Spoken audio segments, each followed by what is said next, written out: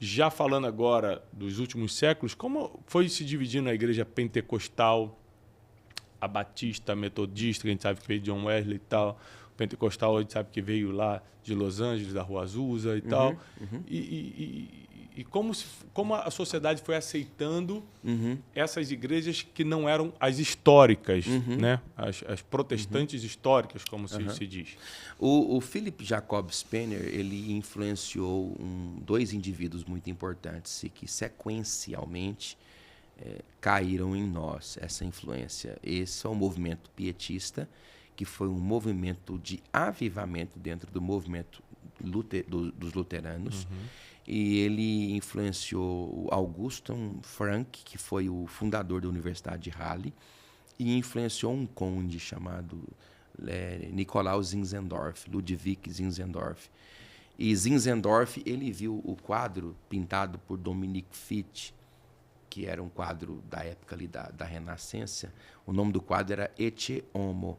E embaixo assim do quadro estava escrito: isso eu fiz por você, Jesus salpicado de sangue. O que fazes tu por mim? Então, quando ele viu o Zinzendorf, esse quadro, ele ficou muito tocado e disse: eu tenho amado o Senhor com todo o meu coração, mas nunca tornei público esse amor. A partir de hoje, tudo que ele me mandar as mãos a fazer, eu farei. 2 anos depois, porque isso foi em 1719, ele recebeu refugiados, os citas, na porta de sua casa. Eram em torno de 300. Esses irmãos vieram a se tornar os morávios. E os irmãos moráveis foram para uma oração de segunda-feira, para orar um dia. E eles oraram 100 anos ininterruptos. Eles entraram na igreja para orar um dia e eles oraram 100 anos ininterruptos durante 24 horas por dia. Um homem e uma mulher orou. Eles evangelizaram o mundo no tempo de sua existência. Só no fim do século já tinha em torno de 20 bases missionais espalhadas por todo o mundo. Temos até o relato dos irmãos moráveis que se venderam como escravos. A ideia era, eles dividiam a renda de um missionário por 18 famílias. Quando essa renda era incapaz de bancar esse missionário, eles se vendiam como escravos. Então, eles queriam alcançar uma propriedade, uma lavoura onde o dono não aceitava cristãos. Então, eles se venderam como escravos. E lá no cais, todo mundo chorando da igreja, os meninos disseram: não chorem por mim, porque maior sacrifício fez o Cordeiro por nós. Então, eles evangelizaram o mundo. Aí eles influenciaram um homem que já era pastor há 10 anos, Wesley. Wesley foi tocado demais por eles numa viagem que o Wesley estava fazendo da Inglaterra para a Nova Inglaterra, que é os Estados Unidos da América. Isso. E aí a embarcação quase veio a pique e ele viu um grupo de irmãos cantando, lendo salmos e cantando, e a coisa é praticamente a pique. E aí ele falou assim: tem alguma coisa errada com o meu cristianismo, não tem condição. Aí ele encostou nele, descobriram que eles eram cristãos, eram os morávios. E aí, quando eles ancoraram do outro lado, por um milagre e providência de Deus, a embarcação chegou, ele foi na rua Aldersgate, assistiu um culto. Chegou lá, ele viu eles lendo a introdução da carta de Paulo aos Romanos, sendo lida na igreja. E ali, naquele dia, o próprio John Wesley disse: o meu coração foi estranhamente aquecido. E eu entendi sobre a graça de Deus, sobre o amor de Deus. A partir dali, o Wesley se tornou quem ele se tornou. E aí também é um outro tema de discussão entre algumas veias dentro do evangelicalismo nacional. Mas ele revolucionou muito. Aí de Wesley surge o movimento metodista. Aí o movimento metodista inflama o que nós conhecemos hoje como o movimento pentecostal, já do século XX. Mas tudo vem nessa esteira.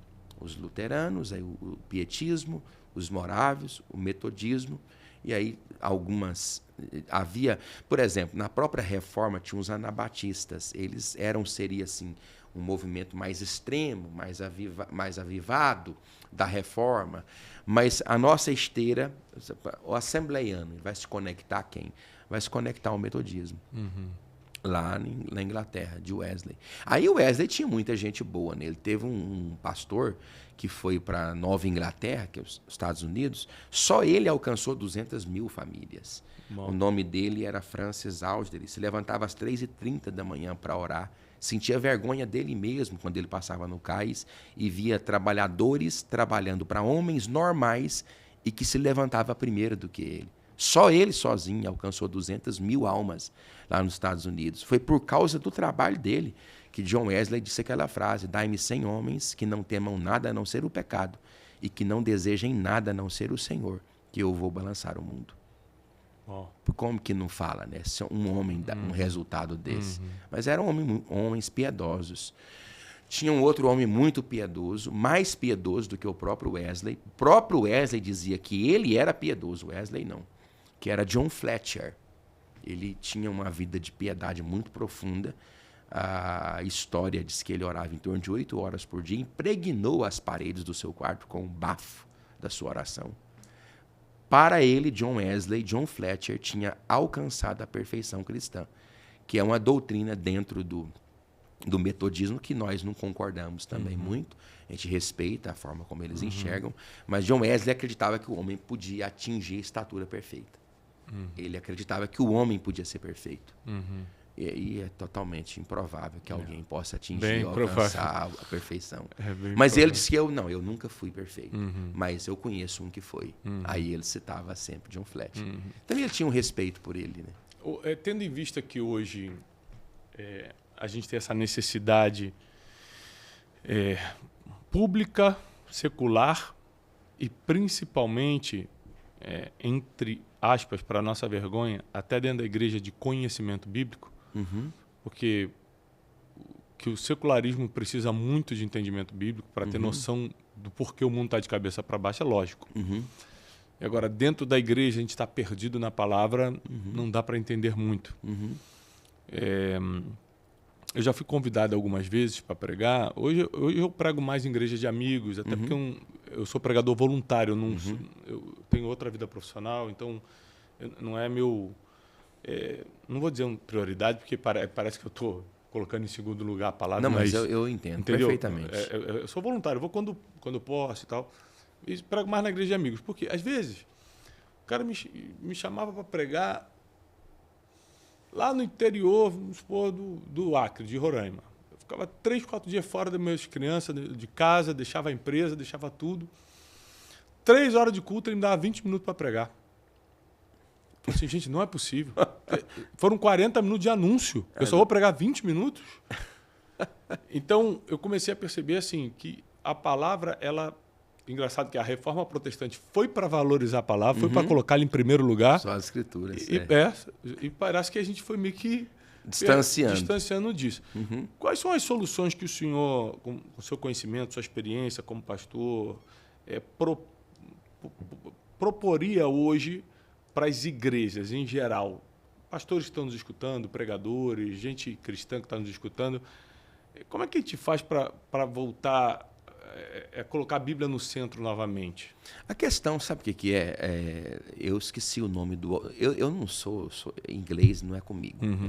É mais o Wesley que fala inglês. Mais... O nome já denuncia, Wesley. Ele publicou um livro lá, eu não vou arriscar o nome dele, não. Vamos matar a escola bíblica dominical antes que ela mate a igreja. Esse é o título do livro. Por quê? O que ele fez lá? Ele sacrificou as classes, unificou, tirou a instrução e colocou 10% de palavra e 90% de louvor. De fato, a igreja ficou quantitativa, mas perdeu qualidade. Eu cito uma frase, e essa frase ela é uma frase estranha. O conhecimento é a maior vítima de preconceito dentro da igreja. Eu vou te citar isso com a história. Jerônimo podia facilmente humilhar qualquer pessoa que não concordasse com ele. A tradição cristã diz que se ele quisesse, Jerônimo, ele conversaria com Moisés lá no Monte Sinai, no passado. Tanto é que quando Damaso I pediu que Jerônimo trouxesse a Bíblia para o latim, sem passar pela versão Septuaginta, que é a versão grega desenvolvida no período intertestamentário lá em Alexandria, no Egito, ele se trancou num quarto por 22 anos em Belém, orando entre 8 a 12 horas por dia para fazer esse trabalho. E ele criticava muito Agostinho de Hipona, porque Agostinho de Hipona era um pastor e era prático. Jerônimo era um acadêmico, um teórico. E aí Agostinho de Hipona escreveu para ele de forma cortês, dizendo o seguinte: ó, grande Jerônimo, tenho louvado a Deus por teus escritos, por Deus ter dado alguém como você para você mesmo, para mim e para toda a igreja. Mas sempre que me aplico a examinar as Escrituras, para além da capacidade que o povo que me escuta exige, os meus deveres ministeriais me impedem. Ele estava dizendo o que para Jerônimo? Eu sou pastor de igreja, eu não sou um acadêmico. Aí Charles Spurgeon, já um milênio depois, ele diz: as batidas incessantes à nossa porta, os aconselhamentos infindáveis, são como grande balde de água fria na pequeníssima chama de nossa espiritualidade. Paulo produziu 13 registros no Novo Testamento. Até o quarto século da era cristã, a carta aos Hebreus teria sido colocada como sendo de autoria paulina. Mas por ela ter uma característica gramático-literária diferente das outras epístolas de Paulo, então foi removido pela crítica textual Paulo como autor da carta aos Hebreus. Mas só 2 epístolas de Paulo são doutrinárias, literalmente. A carta aos Romanos, a soteriológica, e a carta aos Colossenses, a cristológica. O resto são cartas carregadas de apostolicidade. E Tessalonicenses é escatológica, né? Não, elas têm veios doutrinários, sim. mas são carregadas de apostolicidade. Paulo trata sobre pessoas, sobre gente, sobre relacionamento, sobre dilemas congregacionais. Dia a dia. Tiago, um pastor bíblico resolve o problema de uma heresia na igreja.